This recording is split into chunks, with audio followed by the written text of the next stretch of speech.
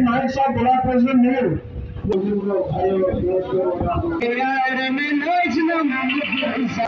बाहर निकलिए, जाइए और एक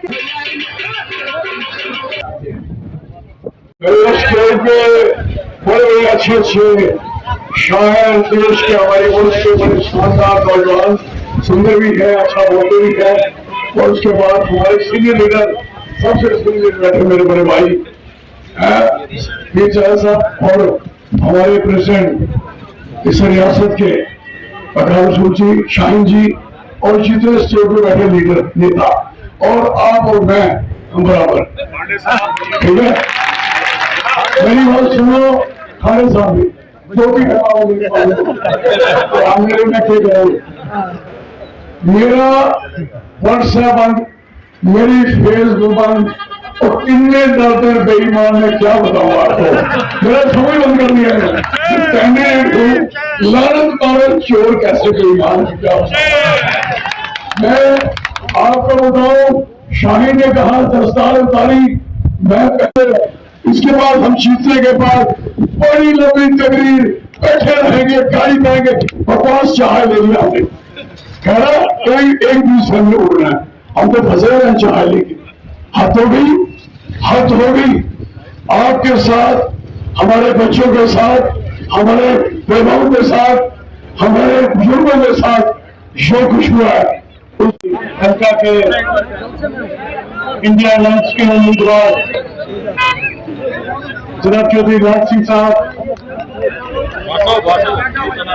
पीसीसी सदर जिलाधिकारी रसूल साहब, हमारे साबिका पीसीसी सदर पीरजादा साहब, आए हुए मेहमान नेशनल कॉन्फ्रेंस और कांग्रेस के हमारे जुम्मा हजरात, आप सबको मेरा दिल की अभी गहराइयों से सलाम है, आदाब है। मुझे ज्यादा बात तो कहनी नहीं, सिर्फ ये बताना है कि इस वक्त हालात ने हमको एक ऐसी जगह पे खड़ा कर दिया है जहां एक तरफ नफरतें, फिरका परस्ती, खिलवाड़, और अब देखते हैं, मुझे ज्यादा तफसील में जाने की जरूरत नहीं, सारी चीजें आपके सामने शीशे की तरह आया है। इस वक्त हम सब लोग एक ऐसे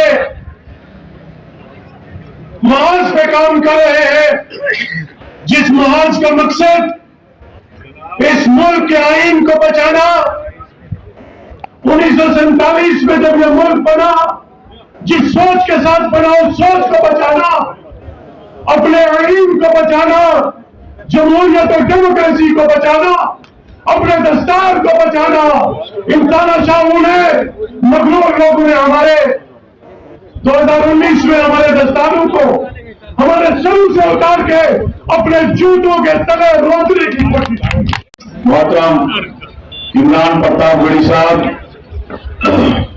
ऑल इंडिया कांग्रेस कमेटी के माइनॉरिटी के चेयरमैन और राज्यसभा के एमपी, मेरे छोटे भाई पीरजादा मोहम्मद सईद साहब, हमारे सीनियर मोस्ट लीडर जो 15-20 साल कैबिनेट मिनिस्टर रहे, पीसीसी प्रेसिडेंट रहे और हमारे हमसाया कुकरनाथ कॉन्स्टिट्यूंसी से बयान करते हैं। इम्तियाज अहमद खाड़े साहब, यूनिसी बहरहाल, हमारे एनसी के सीनियर लीडर डिस्ट्रिक्ट प्रेसिडेंट भाई सजाद शाहीन साहब, फिरोज खान साहब, ताबिश पटेल यहाँ के इंचार्ज, माइनॉरिटी डिपार्टमेंट के हमारे चेयरमैन सरदार नथू जी और हमारे मुनीर साहब, बशीर साहब, मेरे सारे बानहाल के ब्लॉक प्रेसिडेंट साहिबान, हमारी यूडीसी साहिबा खड़ी से है, गुलशना जी और मनाज साहब, सारे साथी, डिस्ट्रिक्ट प्रेसिडेंट परवेज साहब, सारे साथी, क्योंकि बहुत कम वक्त है, नाम लूंगा तो बहुत बड़ी लिस्ट है। मेरे कुछ दोस्त, क्योंकि कश्मीर पास पड़ता है, कुछ दोस्त सीनियर लीडर हमारे यहाँ डिस्ट्रिक्ट प्रेसिडेंट शौकिया तौर पर यहाँ आ गए रैली में, इनका भी मैं स्वागत करता हूं। तकरीरें कर करके गला बैठ गया है। मेरे भाइयों, मैं एक ही बात बताऊंगा आपको, ये हक और बातिल की लड़ाई है। ये लड़ाई वो लड़ाई है जो डायरेक्ट आरएसएस बीजेपी की कांग्रेस के कैंडिडेट चौधरी लाल सिंह के साथ है। बीच में कोई नहीं। जो बीच में लोग आपके सामने आए हैं वो उनका सेकंड कैंडिडेट है, उनका वो कैंडिडेट है जो वोट काटने के लिए उठा। मैं आज आपको दिल से कुछ बातें सुनाऊंगा। हम गुलाम नबी आजाद के साथ चले, बहुत मजबूती के साथ चले, लेकिन जब पार्टी बनाने की बात आई, आज इस इलेक्शन का लास्ट डे है, जो 4-5 बजे कैंपेन बंद हो जाएगी। मैं गुलाम नबी आजाद साहब को कहना चाहता हूं, जम्मू में 80% हिंदू पॉपुलेशन है। आपने जम्मू से कैंडिडेट नहीं दिया। अगर आप जम्मू से कैंडिडेट देते तो आपको हिंदू कैंडिडेट देना पड़ता और आपका मोदी जी, आरएसएस, अमित शाह और अजीत डोवाल आपसे नाराज हो जाता। नहीं उठाया आपने। और दूसरी बात, यहां के स्टेज पे कहना चाहता हूं, ये जो उधमपुर डोडा कुटवा की कॉन्स्टिट्यूंसी है, यहां पे 18 असेंबलीज है। 18 में 12 जो है हिंदू डोमिनेटेड कॉन्स्टिट्यूंसियां है। प्रतापगढ़ी साहब, आपको बताना चाहता हूं, 12 असेंबली कॉन्स्टिट्यूंसी है। और गुलाम नबी आजाद खाली 5 में कैंपेन करता है जहां मुसलमान रहते हैं, उनका वोट तोड़ने के लिए, इसलिए कि माइनॉरिटी और सेकुलर वोट जो है वो डिस्ट्रीब्यूट हो जाए और जतिंदर सिंह जीत जाए। किसी भी 12 कॉन्स्टिट्यूंसी में नहीं गया और वो बोलता है कि मैं नहीं आया हूं।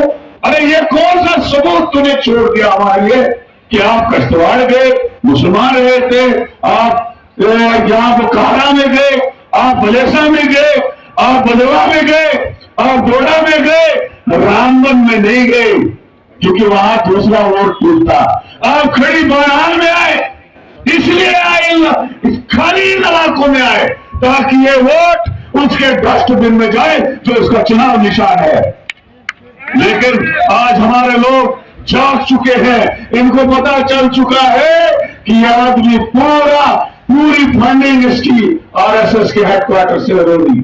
यहां मेरे भाई पुलिस ने कहा, इन लोगों ने कहावत छोड़ दी है कि 370 पार, 400 पार, लेकिन सरे 150 सीटें भी उनको नहीं दिखा रहे, क्योंकि आज लोग जाग चुके हैं। उनको पता चला है कि मोदी की डिक्टेटरशिप सरकार जो है वो यहां किसी को चलने नहीं देगी। यहां जो है यूनिफॉर्म सिविल कोड जैसा जो कानून है वो लगाएगी। और जो है आप सारे नौजवान, यहाँ के बुजुर्ग जो है जाग चुके हैं। अब मोदी की कोई जगह नहीं बची है। इंशाल्लाह आएगा आने वाले वक्त आपके बीच आया हूं, 10 मिनट आपसे गुफ्तगू करूंगा। तकरीबन 1500 किलोमीटर का सफर तय करके आपके बीच में आया हूं। रात नागपुर से 3 घंटे की दूरी पर एक चुनावी जनसभा में था। देर रात की फ्लाइट पकड़ के बिना नींद लिए हुए सीधे श्रीनगर पहुंचा हूं और अब आपके बीच आया हूं। क्यों आया हूं? अगर आपको लगता है कि 19 तारीख को आपको सिर्फ लोकसभा के चुनाव के लिए वोट करने जाना है तो नहीं। अगर आपको लगता है कि यह इलेक्शन सिर्फ लोकसभा का इलेक्शन है तो आप गलतफहमी के शिकार हैं। आप पिछले 20 दिन में भारतीय जनता पार्टी के नेताओं के भाषण उठा के देखिए, चाहे वो आनंद हेगड़े हो, चाहे ज्योति मिर्धा हो, चाहे लल्लू सिंह हो, इनके भाषणों में एक बात आपको साफ सुनाई पड़ रही है कि हमें बहुमत दो, क्योंकि हमें हिंदुस्तान का आईन बदलना है, संविधान बदलना है। वो संविधान जिसे डॉक्टर बाबा साहब अंबेडकर ने अपने सपनों से लिखा, जिस आईन में महात्मा गांधी के उसूल रखे हुए हैं, पंडित जवाहरलाल नेहरू की कौमी एकजहती और उनकी विरासत रखी हुई है, जिस आईन में मौलाना आजाद के ख्वाबों की ताबीर दिखाई पड़ती है, उस आईन को बदलना चाहती है भारतीय जनता पार्टी। इसलिए इलेक्शन बहुत अहम है। माइक का वॉल्यूम थोड़ा बढ़ा दे। मैं चाहता हूं कि जब मैं बोलूं वो आवाजें बुलंद बोलूं ताकि दिल्ली तक सुनाई पड़े। मैं इसलिए जिंदा हूं कि मैं बोल रहा हूं। मैं इसलिए जिंदा हूं कि मैं बोल रहा हूं। दुनिया किसी गूंगे की कहानी नहीं लिखती। मेरे भाई, मेरी उम्र महज 36 साल है। हिंदुस्तान की सबसे बड़ी पार्लियामेंट में बैठता हूं। उम्र भले ही कम है, लेकिन इन आंखों ने न जाने कितने मंजर देखे हैं। उत्तर प्रदेश से आया हूं, तो आपसे जो बातें करूंगा वो बड़ी खरी खरी करूंगा। ये रास्ते इस बात के गवाह है, ये हाईवे इस बात का गवाह है कि जब पूरे हिंदुस्तान में किस सड़क पर कौन लिंच कर दिया जाएगा, किस सड़क पर कौन सी पुलिस किस स्टेट में किसे कपड़ा देख करके, उसका पहनावा देख करके उठा लेगी। जब ये मंजर पूरे हिंदुस्तान में आम हुआ तो एक शख्स निकला, कन्याकुमारी से कश्मीर तक के लिए एक नारा लगाता हुआ कि नफरत छोड़ो भारत जोड़ो। मैं गवाह हूं उस लम्हे का जब 7 सितंबर 2022 को कन्याकुमारी के समंदर के साहिल पे खड़ा होकर के एक शख्स कह रहा था कि मैं 4000 किलोमीटर और इंडिया अलायंस जो है 6 सीटों पे लड़ रही है जम्मू कश्मीर। इसमें लद्दाख और जम्मू की दो विशेषताओं पे हम लड़। और जम्मू का जो इलेक्शन है 19 को उधमपुर सीट का है और 26 को जम्मू सीट। जो मैंने देखा जम्मू, उधमपुर, कठुआ, खासकर ये जो उधमपुर कठुआ जहाँ लाल सिंह लड़ रहा है, वहाँ से तो हमने जिस दिन लाल सिंह ने फार्म भरा था उसी दिन हमको पता चल चुका था कि चौधरी लाल सिंह इलेक्शन जो है जीत रहा है और बहुत बड़ी मार्जिन से जीत रहा है। क्योंकि हमें सबसे बड़ी प्रॉब्लम आती थी कठुआ से, वहाँ से हमारी लीड डाउन हो जाती। और जब भी हमने आज़ाद का फार्म भरा, हमने विक्रमादित्य का फार्म भरा, तो हमें 5-5, 10-10 हज़ार लोग लेने पड़ते थे फार्म भरने के लिए चुनाव में। इस बार रोजे थे तो चुनाव रैली से 100 से ज़्यादा लोग नहीं गए, फिर भी कठुआ के लोकल 40-50 हज़ार लोग उनके साथ। और जब हमने फार्म भरा उसी दिन इस बात की आकाशी हुई कि चौधरी लाल सिंह एक बड़ी लीड से जीता है। अंडर करंट एक जबरदस्त लीड है।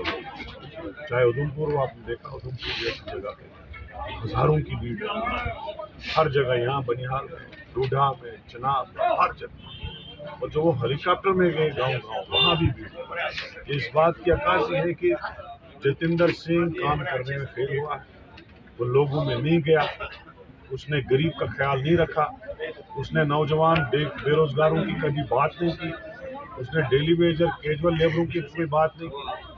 जब हमारी स्टेट लूट रही थी, हमारी स्टेट जो है यूटी बन रही थी, उस वक्त जतिंदर सिंह जो है टेबल बजा रहा है। स्पेशल स्टेटस हट रहा था, जतिंदर सिंह टेबल बजा रहा है। जब डोजर लगता लोगों की जमीन और मकानों पे, जतिंदर सिंह उंगली से बताता था इस मकान पे भी लगाओ, उस जमीन को भी करो। इसलिए अब लोगों का टाइम है, क्योंकि जतिंदर सिंह मोदी जी के आर्डर से मिनिस्टर हो सकता है, लेकिन मिनिस्टर बनने के लिए बेसिक क्वालिफिकेशन एमपी है और एमपी लोग जिताते। और आज लोगों का रुझान बदल चुका है। लोग चौधरी लाल सिंह की वफादारी लोगों के साथ, हमदर्दी, और जो वो लोगों तक पहुंचते थे। किसी गरीब की परेशानी होती थी, चौधरी लाल सिंह हाजिर होता था। किसी मजदूर की लड़ाई लड़नी होती थी, चौधरी लाल सिंह हाजिर होता था। मुलाजमों की परेशानी होती थी, चौधरी लाल सिंह हाजिर होता था। पार्लियामेंट के अंदर किस तरीके से वो बोलता था, कितना लड़ता था लोगों से, तो लोगों को आज भी याद है। 2 बार लाल सिंह जीता है, कभी हारा नहीं। तीसरी बार अब लड़ रहा है 2 ब्रेक के बाद, और इंशाल्लाह मुझे लगता है जो जिस मार्जिन से वो पहले जीता था उससे 5 गुना मार्जिन से वो ये सीट निकाल देगा, और निकाल चुका है। हिंदू पॉपुलेशन है, और गुलाम नबी आज़ाद ने वहाँ से कैंडिडेट नहीं उठा, इसलिए नहीं उठाया कि वहाँ हिंदू उठाना पड़ता है, बीजेपी नाराज तो बीजेपी की डायरेक्शन थी कि नहीं उठाना। यहाँ उनने कैंडिडेट उठाया और कोशिश की कि मुस्लिम वोट, माइनॉरिटी वोट कट जाए और जतेंद्र सिंह जीते। आप आज लास्ट डे इसका था, कैंपेन का था, और लास्ट डे के बाद जो मैं गिनती करता हूँ, गुलाम नबी आज़ाद कहाँ गया? कश्तवाड़ गया, कहरा गया, गुंदो गया, बदरवा और डोडा गया, और बरनाल आया और समदान गया। ये सब जगह है मुस्लिम डोमिनेटेड, वोट तोड़ने के लिए गया। ना वो कुटवा की 6 कॉन्स्टिट्यूंसी में गया, ना वो गुंदूर की 6 कॉन्स्टिट्यूंसी में गया, ना वो डोडा वेस्ट में गया, ना वो रामबन में उसने कोई प्रोग्राम किया, ना उसने पाडर में किया। ये सीधा है, सीधा डायरेक्ट अटैक है हमारे वोट पे कि भैया लाल सिंह को मत जिताओ, जतेंद्र को जिताओ। ये है आज़ाद की पॉलिसी। और अब इसमें कोई, देखो मैं पहले बोलता था, लोग पहले से बहुत ट्रस्ट कर देते थे, लेकिन पहले मैं बोलता था, लोगों का रिएक्शन भी होता था। अब लोगों को पता चल चुका है, इट इज नाउ क्लियर, वो गुलाम नबी आज़ाद अब वो गुलाम नबी आज़ाद नहीं, वो he is very close to Modi, he is very close to RSS. उसका बजटिंग दिल्ली से आरएसएस और बीजेपी से, उसकी पार्टी सारी वही चला रहे, यानी मकसद उनका है कांग्रेस को हराना। कुछ पार्टियों को फंडिंग और एडमिनिस्ट्रेटिव, ये और तीसरी बात भी आपको बोलना चाहूँगा, कल उनका परमिशन हैट्रिक मारेंगे।